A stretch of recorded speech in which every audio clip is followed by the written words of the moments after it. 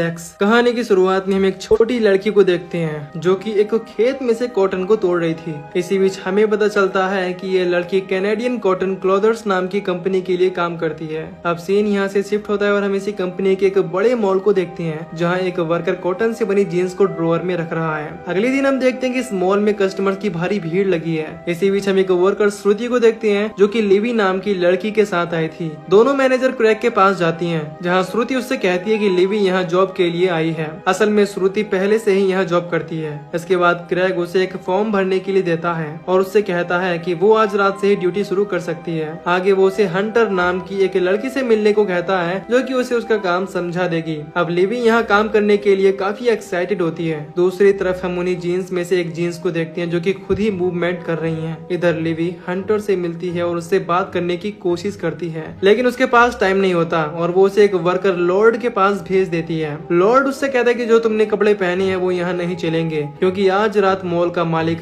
Harold यहाँ आने वाला है और वो चाहता है कि उनके सारे वर्कर्स उन्हीं की कंपनी के कपड़ों में दिखें। इसके बाद लिवी यहीं से कपड़े खरीद कर पहनने चली जाती है। इसी शॉप में एक लड़की जैमा उन्हीं ड्रॉअर में रखी हुई जीन्स को उठा लाती है और हंटर से कहती है कि ये मुझे काफी पसंद आ रही है। इसके बाद वो उस जीन्स को पहन लेती है। अब कुछ देर बाद क्रैग यहाँ के सारे वर्कर्स को एक जगह बुलाकर उन्हें समझाने लगता है कि हम आज रात अच्छे से काम करेंगे। वो उन्हें काम को लेकर मोटिवेट करने लगता है। तभी जैमा को जीन्स काफी टाइट लगने लगती है और वो वॉशरूम के लिए चली जाती है। क्रैग उस जीन्स को पहचान लेता है और जैमा को कॉल पर उस जीन्स के बारे में पूछने लगता है लेकिन वो उसकी बात नहीं सुनती। वो उसे वापस आने को कहता है लेकिन वो फोन काट देती है। अब कुछ टाइम बाद यहाँ हैरोल्ड आ जाता है और सबको एक ऐसी जीन्स के बारे में बताने लगता है जो कि किसी भी साइज के इंसान को फिट आ जाएगी और वो उसे कल लॉन्च करने वाले हैं। हम समझ पाते कि ये कोई और नहीं बल्कि वही जीन्स होती है इससे इस टाइम जैमा ने पहन रखा है। दूसरी तरफ वॉशरूम में जैमा उसे जीन्स को उतारने की कोशिश करती है लेकिन वो नहीं खुलती। वो और भी ज्यादा टाइट होने लगती है। इस वजह से जैमा को काफी दर्द भी होता है। तभी वो जीन्स इतनी टाइट हो जाती है कि उसकी बॉडी से खून निकलने लगता है और कुछ टाइम में उसकी मौत भी हो जाती है। इधर हैरोल्ड सबसे कहता है कि आज रात 12 बजे उनके मॉल में एक सोशल मीडिया इन्फ्लुएंसर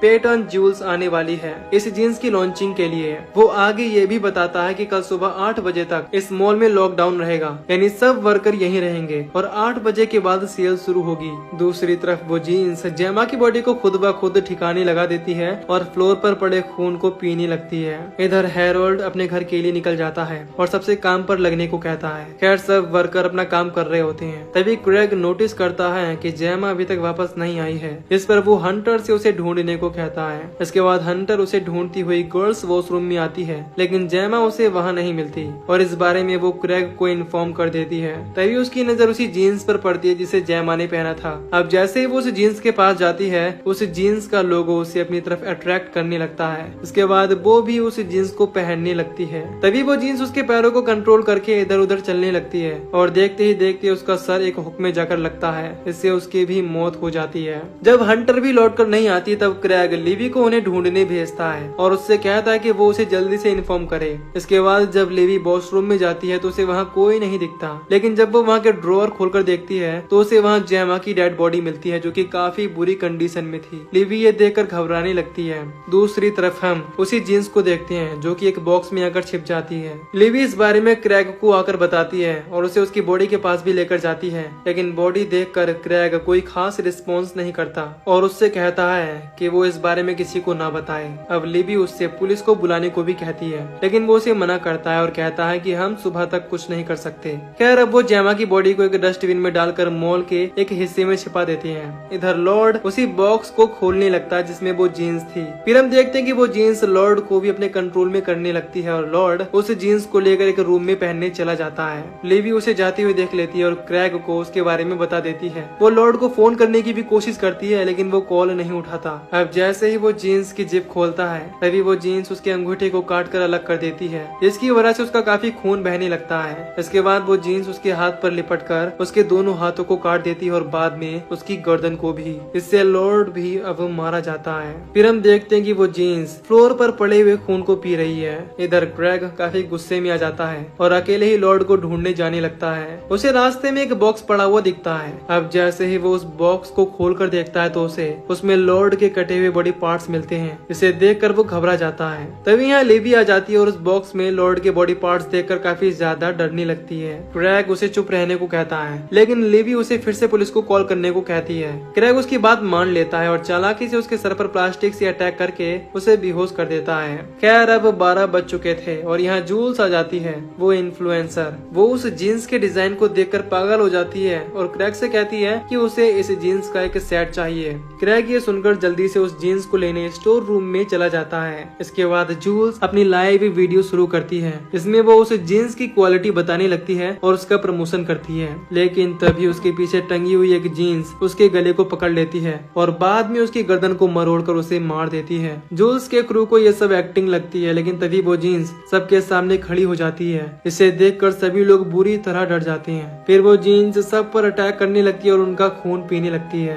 अब क्रैग उस जीन्स को खून पीते हुए देख लेता है और डर कर ऑफिस में आ जाता है, जहाँ हैरोल्ड की वाइफ मिलती है। वो उससे पूछने लगती है कि वो यहाँ क्या कर रहा है। इस पर वो बताता है कि बाहर एक जीन्स सबको मार रही है, लेकिन वो उसकी बातों को सीरियसली नहीं लेती और उसे बातें सुनाकर बाहर चली जाती है। इसके बाद वो सीसीटीवी में देखता है कि जीन्स ने उस पर भी अटैक करके उसे मार दिया है। आगे हम श्रुति को देखते हैं जो कि कपड़ों को स्टोर कर रही थी। इसी बीच वो एक इंडियन बॉलीवुड सॉन्ग गाने लगती है। तभी यहाँ वो जीन्स भी आ जाती है और उसी सॉन्ग पर डांस करने लगती है। वो उसे किसी तरह का नुकसान नहीं पहुँचाती। कुछ देर बाद श्रुति का ब्रेक टाइम हो जाता है और वो कमरे में आकर कुछ खाने लगती है। दूसरी तरफ हम लिवी को देखते हैं जो कि किसी तरह स्टोर रूम से बाहर निकलकर उस जगह आ जाती है जहाँ जूल्स अपनी शूटिंग कर रही थी। उसे वहाँ वो कैमरा मिलता है। इससे उसे पता लग जाता है कि यहाँ के सारे मर्डर्स वही जीन्स कर रही है। इसी बीच हम उस जीन्स को देखते हैं जो कि एक प्लास्टिक वाली डमी को अपना होस्ट बना लेती है और वो अपने माथे पर खून की बिंदी भी लगाती है। इधर लिवी जल्दी से श्रुति के पास आती है और उसे जूल्स के मरने का वीडियो दिखाती है, जिसे देखकर वो भी डर जाती है और वो दोनों यहाँ से बाहर निकलने का डिसाइड करते हैं। लेकिन जब वो गेट पर पहुँचते हैं तो वो नहीं खुलता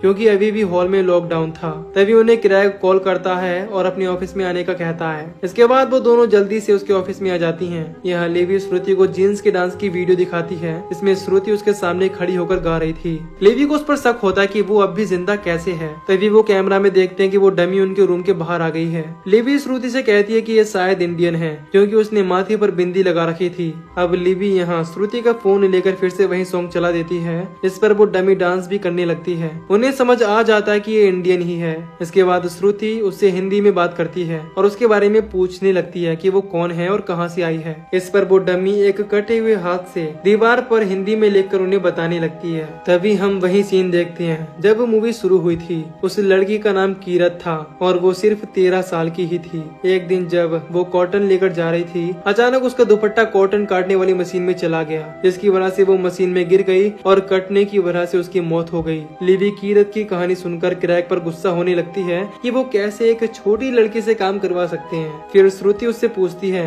कि उसे क्या चाहिए, इस पर वो लिख कर बताती है कि उसे कीरत का इंसाफ चाहिए। इसके बाद लिवी और श्रुति कैमरा लेकर बाहर आ जाते हैं और उससे कहती हैं कि वो उसकी बात सबके सामने जरूर रखेंगे। लेकिन तभी यहाँ क्रैग आ जाता है और एक स्प्रे लेकर डमी पर फायर कर देता है। इस वजह से वो जीन्स उस डमी से उतरकर यहाँ से चली जाती है। लिवी उस पर काफी गुस्सा होती है। तभी वहाँ की लाइट चली जाती है और क्रैग डर कर वापस से अपनी ऑफिस में छिप जाता है। इसके बाद लिवी और श्रुति उस जीन्स के निशानों का पीछा करती हुई ड्रॉवर के पास पहुँच जाती है। वहाँ वो देखती है कि और भी जीन्स चल फिर रही हैं। उन्हें कोने में काफी सारी डेड बॉडीज भी दिखती हैं, जिन पर से वो जीन्स खून पी रही थी। अब दोनों घबराकर बाहर आने लगती हैं, लेकिन तभी क्रैग वहाँ आ जाता है और उन्हें वहीं लॉक कर देता है। वो उनसे कहता है कि वो उसे कैमरा दे दें, इसके बाद ही वो लॉक खोलेगा। लेकिन वो दोनों उसे कैमरा नहीं देती और अंदर की तरफ आ जाती हैं। क्रैग भी उनके पीछे आने लगता है। अब वो दोनों अलग अलग जगह पर आकर छिप जाती हैं। क्रैग उन्हें ढूंढता हुआ वहाँ भी आ जाता है। तभी श्रुति उसके सामने आती है और उस कैमरा को फेंक देती है। तभी अचानक क्रैग चाकू से उस पर अटैक करके उसे मार डालता है। लिवी ये देखकर बुरी तरह घबरा जाती है।